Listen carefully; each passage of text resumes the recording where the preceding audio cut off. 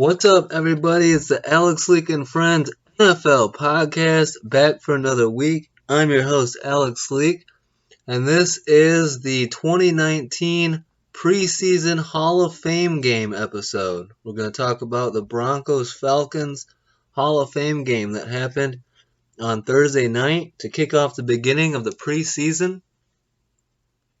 Both of these teams get to play 5 preseason games instead of 4. So extra film, extra chances for these young guys to make an impact. And this will be good for guys like Drew Lock and other guys like that trying to earn a spot and bypass people in the depth chart. So let's get it started. Broncos Falcons from Canton, Ohio. Now, Broncos new head coach Vic Fangio making his head coaching debut, and it almost didn't happen. Fangio checked into a hospital Thursday because of a kidney stone issue. Quote, I didn't know if I would make it, end quote. Fangio did tough it out, though, and make his head coaching debut for the Denver Broncos. I'm surprised it took this long. Fangio's been a long-time defensive coordinator, very successful defensive coordinator everywhere he's been. And I'm surprised it took this long for him to get a head coaching opportunity. 32 years of being in the booth as a defensive coordinator, only one on the field. Now, it's interesting for Vic Fangio. He's always called the games from the booth. Now he's on the field as head coach, and Chris Collinsworth was talking about in the game how much of a adjustment it will be now being on the field. So we'll see if he has any growing pains with that adjustment, but I expect Vic Fangio to do a great job as Broncos coach. Let's get into the game, though. Denver's backup quarterback Kevin Hogan would start the Hall of Fame game, resting veteran Joe Flacco, and going with Hogan over second-round draft pick Drew Lock. Hogan and Lock will be competing for the backup spot behind Joe Flacco. Hogan has been listed as the number 2 quarterback on the Broncos depth chart going back to last year after the release of Chad Kelly in October. So it's Lock's job to come in as a rookie and steal the number 2 spot, the backup spot from Kevin Hogan. If he can do that, then he'll be in prime opportunity to come in if Flacco struggles, and maybe then he can earn the spot away from Flacco. For Lock, the sooner the better, but we'll see how he does. So Hogan gets the start on Thursday night in the Hall of Fame game. Starts it out, hits rookie wide receiver Juwan Winfrey in the hands, but he drops it. 6th round pick out of Colorado. Winfrey needs to take advantage of those opportunities. A tough start for him in this one, but I have a feeling his night's going to get a little bit better later on. Rookie guard and 2nd round pick Dalton Risner for the Denver Broncos, looking good in pass protection early in this one. But the Broncos, Hogan and Denver go 3 and out on their first possession. The Falcons start quarterback Matt Schaub, and he is the oldest backup in the NFL. Originally drafted by Atlanta in 2004. In his 16th NFL season, Matt Schaub comes from the same draft class as Ben Roethlisberger and Eli Manning and Phillip Rivers. So he's a veteran out there. It's nice to see that Roethlisberger and Rivers are still doing their thing, though. Broncos starting defensive end Adam Gotsis bats down Matt Schaub's first pass. Gotsis is going to be a starter week 1. Broncos safety Sua Cravens knifes in for a 2-yard loss on Falcons running back Ito Smith, forcing a 3rd and long. And then Schaub's 3rd down pass was not even close, intended for wide receiver Devin Gray. So not a great performance by Matt Schaub in this one. It's all about Kurt Benkert is trying to take over the number 2 job, trying to surpass Matt Schaub. Because like I said, he's an old backup quarterback and the Falcons are looking for some youth. A guy that all Bronco fans are looking to is rookie tight end Noah Fant. But he had an early drop on 1st down. Kevin Hogan started 0 for 3, but then he hits Noah Fant for the first completion and a first down. Collinsworth and Al Michaels were talking about Noah Fant ran a 4.5 40, and it makes for a tough matchup versus linebackers and safeties. So Noah Fant can be a nightmare matchup for defenses and could be and should be a big part of the Broncos offense going forward. Falcons rookie defensive end Durant Miles with a pass batted down on a second down play action rollout, making his impact in the game. 3-yard rushing touchdown by Broncos running back Khalfani Muhammad makes it 7-0 Denver. Midway through the first quarter, Khalfani Muhammad has a pretty good night in this one. A muffed punt by Broncos wide receiver Brendan Langley, recovered by Atlanta's defensive end John Kaminsky. Kaminsky had a good night. Langley had a rough night. And if you're trying to earn the punt and kick return duties, muffing the first punt of the year, it's not a good start. Kenyon Barner is on the Falcons now, running back, and Matt Schaub hits him on a screen pass, but it's a loss of 3 yards. So Matt Schaub's offense not really going anywhere. Kurt Benkert takes over at quarterback for the Falcons. I didn't know much about Kurt Benkert coming into this game. I don't think many of us do. But like I said, he's trying to take the number 2 spot, the backup quarterback spot, away from Matt Schaub. So in Benkert's start, play action, rolls out, hits tight end Jaden Graham for a 16-yard gain. That would end the first quarter, 7-0 Broncos. Then Falcons kicker Giorgio Tavecchio misses a 54-yard field goal attempt short. So Tavecchio needs to work on his leg power. Not able to hit the 54-yarder. Falcons aren't able to score on that drive.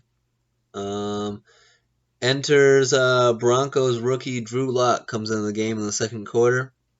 Lock's first pass, showing off his arm strength, but overthrows rookie tight end Noah Fant. But look for that could be a good long-term combo, those two rookies, Lock and Noah Fant. On third down, Lock throws way behind wide receiver Steven Dunbar. Hits Atlanta rookie corner Jordan Miller in the hands, but he drops it, unable to intercept it.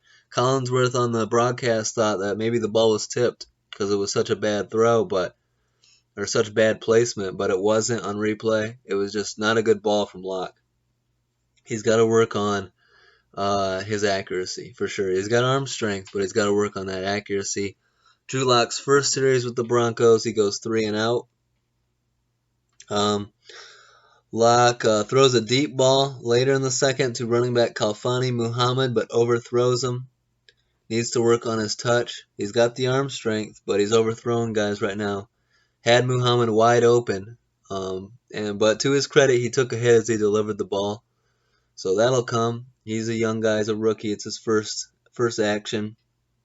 Lock picked up a 3rd and 4 with his legs. Picked up the first down, and a flag was thrown for unnecessary roughness. They called it a late hit on Drew Lock, but in reality, it was a late slide by Lock. Shouldn't have been a penalty.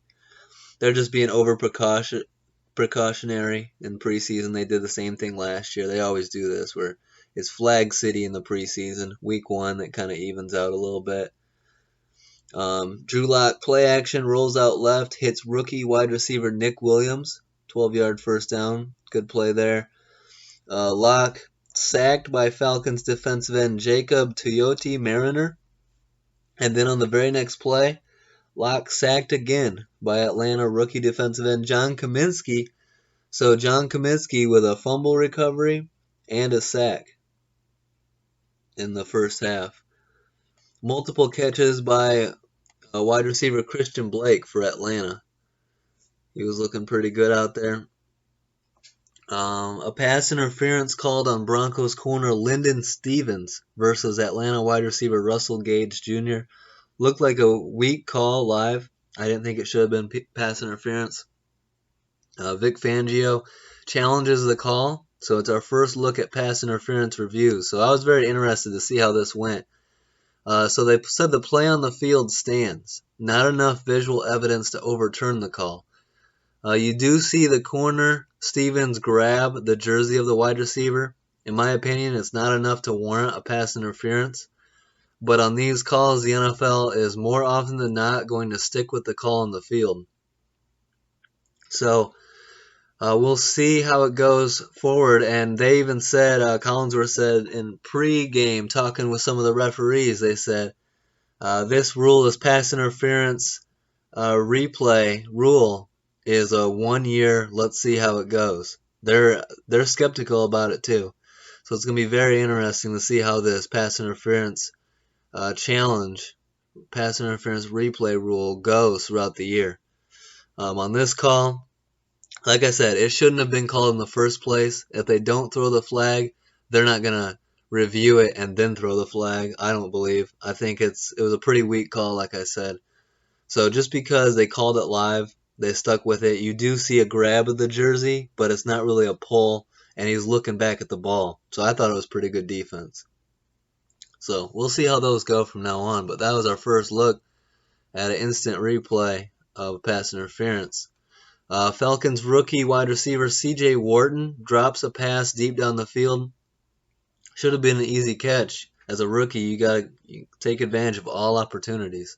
Missed opportunities will get you cut.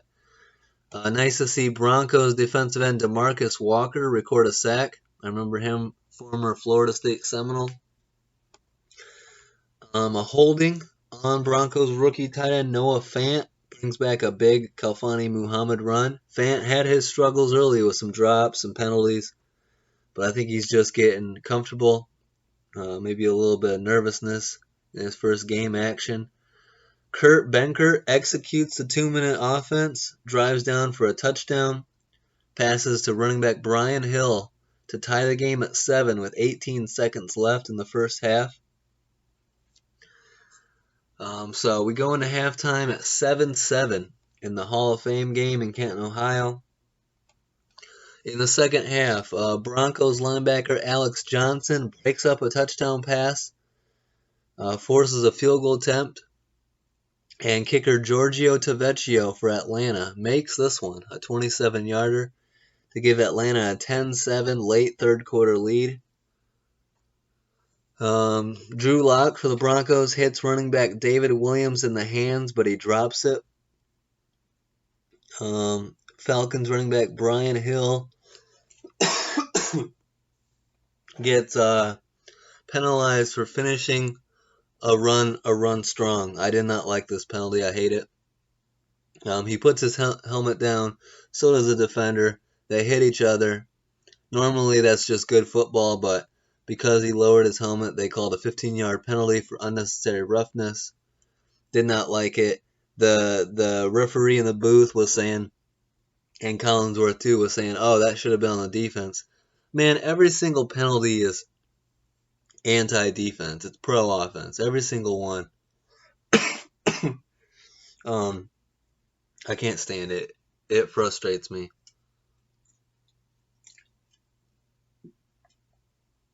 Sorry, I had to drink there for a second. But, yeah, it's just like they both lowered their head. They both made contact. The running back was finishing strong. He initiated contact. The defender just lowered his head to make a hit. I agree. They're both in the wrong. They both lowered their heads. But the officials on the field ruled against the offense. The officials in the booth ruled against the defense. In my opinion, that's just good football. I know we're not supposed to be teaching to lead with our helmets, but in my opinion, spearing or something like that, leaving your feet, that's when it gets egregious. That's when you gotta, while someone stood up and you come in and target the head. Targeting, I agree. But a running back in a corner finishing a tackle, come on now, let's play football. That's just my take. Falcons linebacker Delshon Phillips tackles a running back for a loss. Broncos corner Trey Johnson catches an interception. And Denver quarterback Brett Rypien from Boise State, if you remember him, he's the nephew of two-time Super Bowl champ Mark Rypien for the Redskins. Throws a game-winning touchdown pass to wide receiver Jawan Winfrey. Caught off deflection, but he stayed with it, got his feet down caught the game winner. Nice throw by Brett Ripien. And a game-winning touchdown. Broncos win 14-10. Ripien's the fourth string quarterback right now. Or third string behind Locke. It goes Flacco, Locke, Ripien. And so good job by Ripien to throw the game winner. Broncos win 14-10, but who cares about the result? It's preseason. You're just trying to see how these guys do. Drew Lock in his first action goes 7 for 11 for 34 yards, takes 2 sacks. He's got to work on his deep ball accuracy, but he's shown his arm strength, and he actually did pretty well, I thought, in the short to medium routes. It was the long balls that he was a little too strong-armed. He needs to work on his touch on those. Kevin Hogan, who started for the Broncos, goes 5 for 8 for 37 yards, did not take a sack. So nice completion percentage there. Broncos running back Khalfani Muhammad combines for 74 yards and a touchdown. Like I said, he was the most impressive guy on the field, I feel like. In the running game, the receiving game, he was just active out there. So a good showing for Khalfani Muhammad. Rookie wide receiver Juwan Winfrey catches the game-winning touchdown. 1 catch for 15 yards in that touchdown. He had the drop earlier, but like I said, you catch the game-winning touchdown, you're going to go home feeling great. Good performance by him. He's a local kid out of Colorado. So Bronco fans rooting for Winfrey to make the team. Good start. Broncos corner Trey Johnson records 4 tackles and an interception. For the Falcons, Kurt Benkert throws 19 of 34 for 185 yards and a touchdown, was sacked 3 times, and unfortunately left in the fourth quarter with a toe injury. Atlanta play after the game. Falcons. Well, I'll get to that. Matt Schaub he starts the game. He throws 4 of 14 for 10 yards and a pick. Not a good showing for Matt Schaub. Kurt Benkert definitely outplayed Schaub in this game. So just know that. Falcons running back Brian Hill rushes for 11 attempts for 57 yards. Wide receiver Christian Blake catches 5 for 46 yards. And this is a guy we talked about in our season preview. Rookie out of Ohio State, cornerback Kendall Sheffield. Records 4 tackles and a forced fumble. Look for Kendall Sheffield, man. He's going to be the guy. He's going to be the man in Atlanta. I think he's a starting corner in the NFL. He's a steal that they got him in the 4th round. Look for Kendall Sheffield to keep making plays. I know my cornerbacks. I know the ones that are going to be good. I have a good eye for who's going to be a good corner. I like Kendall Sheffield out of Ohio State. Being a Big Ten guy, I've seen a lot of him. Falcons kicker Giorgio Tavecchio kicks 1 of 2 on field goals, missed that 54-yarder, and 1 of 1 on extra points. Broncos head coach Vic Fangio threw the first challenge flag on a pass interference, but lost the challenge. But nice to see it come up and see how they react to it. But it was relatively meaningless, and just going through the motions. It's going to be a lot of a bigger deal if it's reviewed by the booth in the last 2 minutes and it decides the outcome of a game. So we'll see how that goes. I agree with Tony Dungy on this. Tony Dungy on the broadcast said he doesn't agree with instant replay for judgment decisions, judgment calls. So if we're going to go to replay and it's up to the guys in the booth to determine the outcome of a game, that's pretty much a judgment call. You might judge it one way, I might judge it another. It's going to get very interesting if that shit determines the outcome of a game. So we could be in for a bumpy road here later on in the year. We'll see how it goes. But some bad news. Falcons place quarterback Kurt Benkert on injured reserve. Again, he goes 19 of 34 for 185 yards and a touchdown. But he left in the fourth quarter with that toe injury and got placed on injured reserve. Dan Quinn, the head coach of the Falcons, says the injury will, quote, knock him out for a while, end quote. So they place him on injured reserve, and the Falcons signed quarterback Matt Sims, brother of Chris Sims and son of Phil Sims. Matt Sims played some in the AAF earlier this year, so Nice to see Matt Sims get a job, but it looked like Benkert was going to land that backup quarterback job if he kept up this kind of play. But hey, I always say it, availability is your best ability. And this toe injury knocks him out for a while. That sucks for Benkert. So we'll see if going forward Matt Sims can steal the backup quarterback job away from Matt Schaub. Hasn't done too much so far to earn it. That Schaub, I mean, he's pretty much getting by on name alone, on past experience. So we'll see if someone can come in there and steal it. So all right, we'll be getting to week 1 of the preseason next week. Hope you guys enjoyed this episode. I'll keep bringing these out. I'm gonna cover every single preseason game, and then cover every single game of the regular season. Each individual game, an episode per game. So I hope you guys enjoy it. Don't forget to like, subscribe, and leave a comment. And tune in next week. Peace out, guys.